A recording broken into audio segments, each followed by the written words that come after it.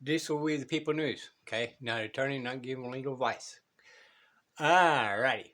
So, since I'm not an attorney and I cannot give legal advice, anything I say or do is just my opinion only. And thinking outside the box, educational purposes only, okay? Do your own research, okay? Why? Because I'm not giving you legal advice, that's why. But I am just having you guys sit there and think outside the box. And we talked about Criminal Code 14, 15, and 16 and Transportation Code 543. Okay? And in them says to take, once you are arrested, you to be taken directly to the nearest magistrate. Not 6 hours from later, not the next morning, because innocent people are not supposed to spend 2 seconds in jail. They're not supposed to be fingerprinted. They're not supposed to be doing all these things without first of the probable cause hearing. Okay? It kind of defeats the purpose of having a probable cause hearing when you already have been fingerprinted and all these things, all these processes, and in the police car, it says you've been an arrest. Well, you've been arrested, yes, but there has to be a probable cause involved in it first. And it goes in many different lines. And I am led to believe and do believe, okay, this Judge David, he may be a good judge, but he has not particularly read the whole criminal code procedure and then was mistrained because he has not really read it and comprehend and studied it. Even in 14, there's been an addition to it years later, or about 50 years ago, but it does not tell anybody to actually ignore the Criminal Code 16, which means go directly to the magistrate, and the magistrate makes the probable cause. Okay? And this kind of, I want to point out something to you right quick.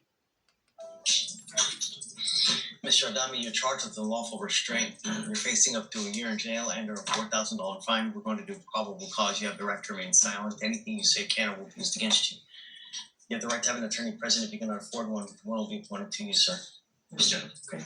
On September 23rd, 2024, officers were dispatched to a welfare check at 10-0101 Morocco Road in Harris County, Texas. The officer made contact with the complainant. The complainant, the defendant's girlfriend, stated she had been living with the defendant for about 4 months, was doing housework in the room with the defendant, and the defendant went through the complainant's phone before leaving the residence. The complainant stated she was on the phone with her friend when the defendant called, but the complainant did not answer the defendant. The defendant texted the complainant asking what she was doing. The complainant replied she was on the phone with her friend, and the defendant became upset and texted her to leave the residence. The complainant stated she heard a door being slammed, realized the defendant had returned, and the defendant walked into a room with a trash bag for her, telling her to pack her shit and leave. The complainant asked the defendant why the phone was hung up, and he told her that stuff was found on her phone and stated he wanted to slap her. The complainant stated the defendant slapped her face with his right hand and told her to get out. The complainant walked out of the residence and the defendant agreed to take her to a friend's house. That's when the defendant and the complainant argued for approximately 10 minutes in the vehicle, during which the defendant punched her 4 times with his right hand on her left shoulder, and the complainant was about to get out when the defendant stated that he would beat the shit out of her if she did leave the vehicle. The complainant tried twice to leave the vehicle, and both times the defendant threatened her. The defendant stated, "Why do you keep crying, you bitch? I really want to slap you. What are you scared of?" The complainant went to the restroom, left the phone in the vehicle after the defendant said to do so, but the defendant followed her, told her to get out of the bathroom, and gave her 2 choices, to either call her ex-boyfriend or go to Bissonnette Street to give herself out.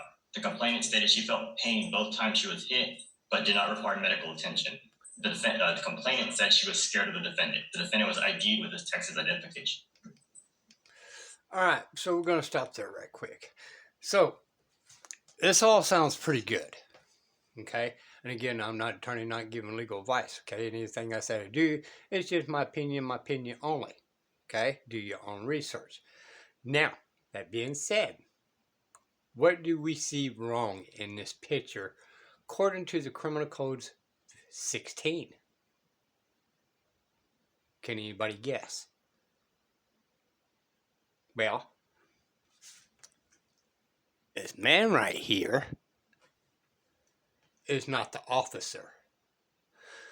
So, since he is not the officer, which is actually a witness and a claimant, by the way,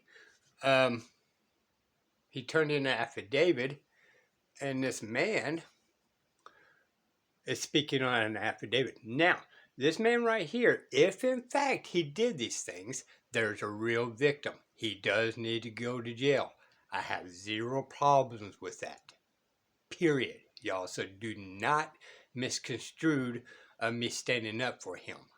The thing I'm standing up for is the Texas due process. That's what I'm standing up for.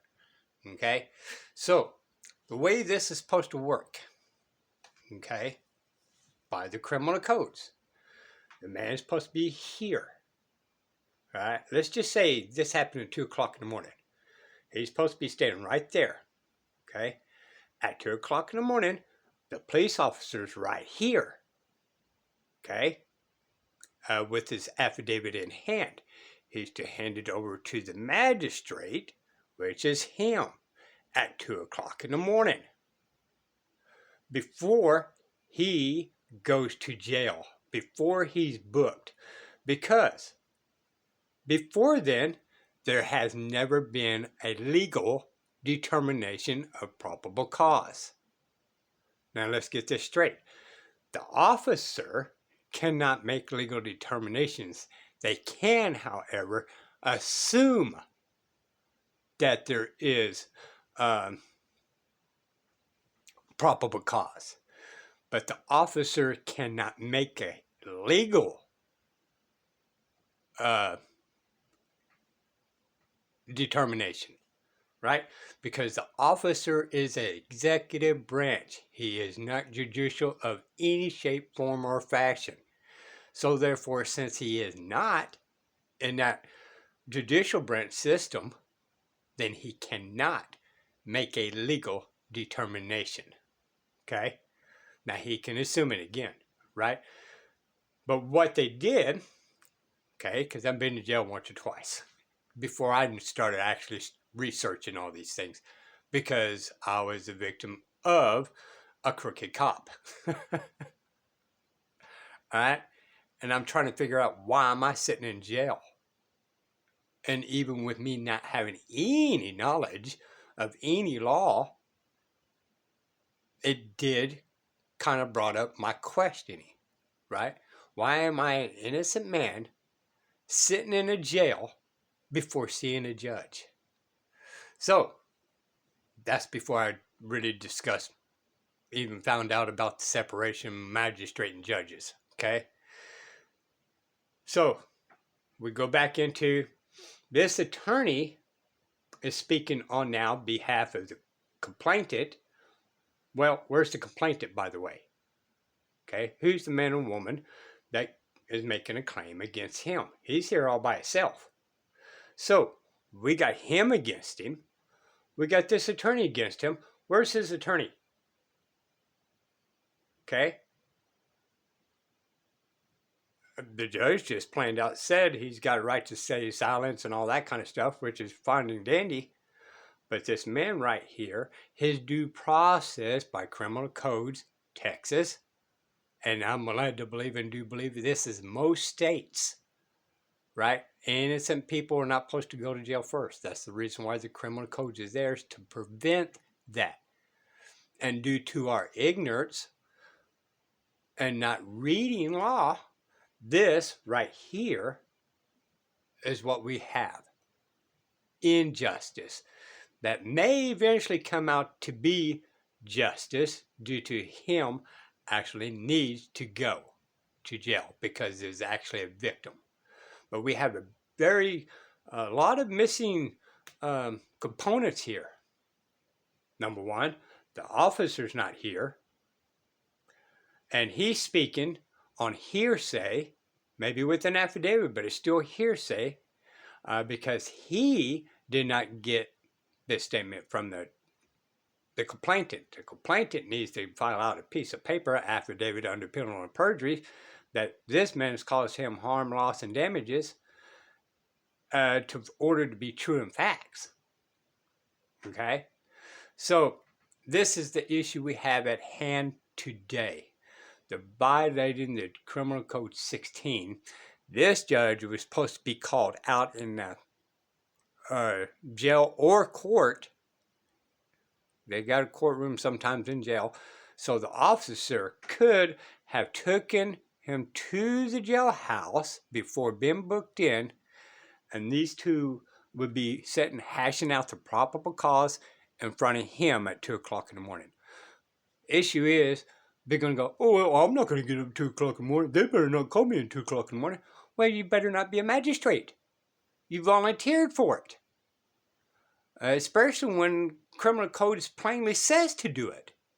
So this man is actually violating this man's rights, and he is not hearing from the officer did the affidavit.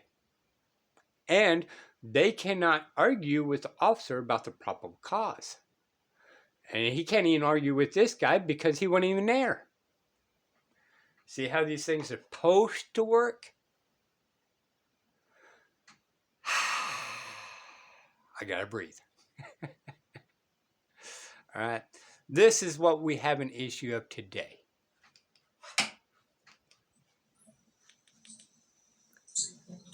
So they charge a felony assault on this. And this, Yes, It's an assault of previous judge. he has, from what I see, a prior felony assault of a pregnant person.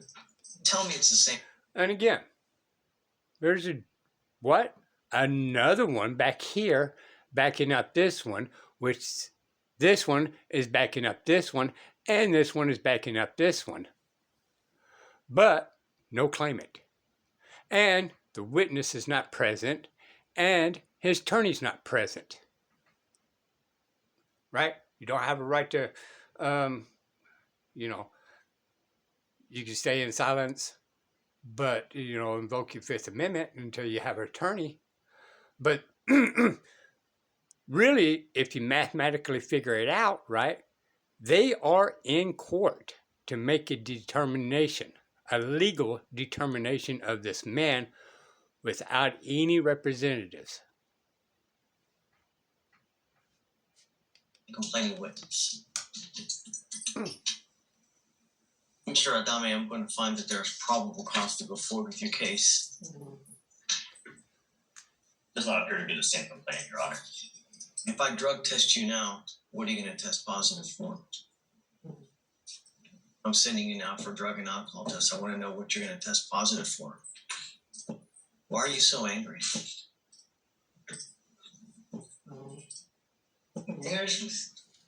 You know, this life can be a great life where you have a lot of fun, or it can be a completely rotten, miserable life. And now you're working on your third case, right? All of them violent offenses where at some point your ass is going to get thrown into prison. What do you think they'll do to a small guy like you in prison? This is your second time. Now you're facing up to 10 years in prison.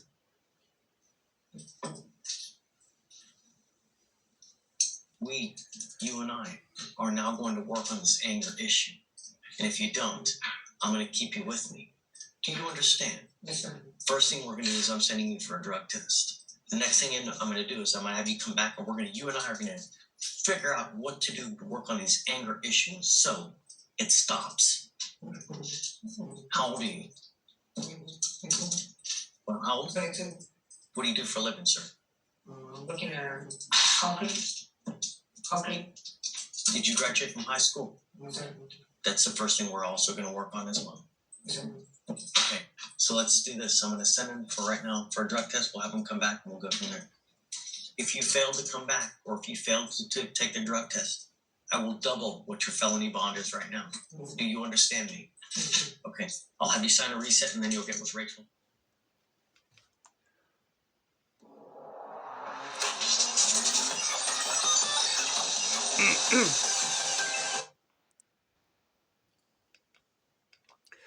So, yes, could be job really be judged be honorable? Yes, but there was a violation of due process by the criminal codes of Texas, and it's not a sovereign citizen crap that some people put in here.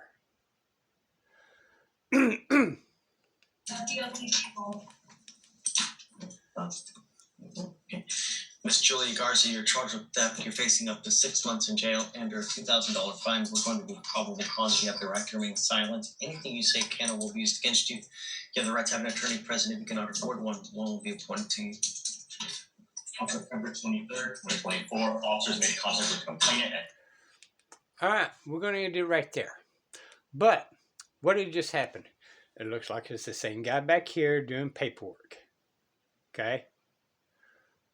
Again, where's the officer? Don't tell me the odds are they got at the exact same time to be able to see this magistrate at 2 o'clock in the morning. Okay?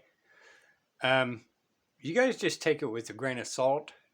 Read the criminal code yourself.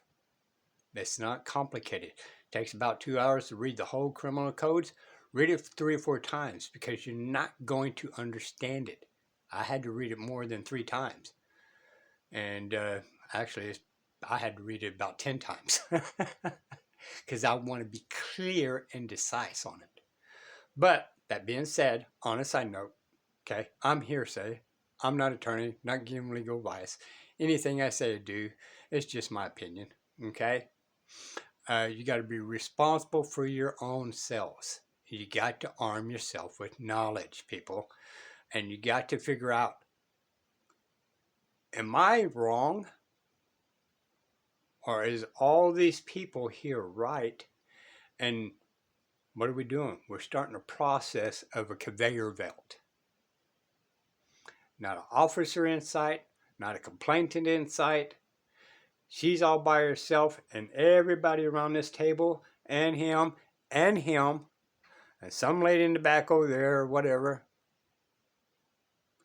And no attorney for her whatsoever anyway. Okay? And they just really bank on officers not lying to the magistrate. But it's totally okay for that same officers to lie to us. A liar is still a liar, no matter how you look at it. You can't not change it. And they cannot be trusted. This is We the People News. Bye, y'all.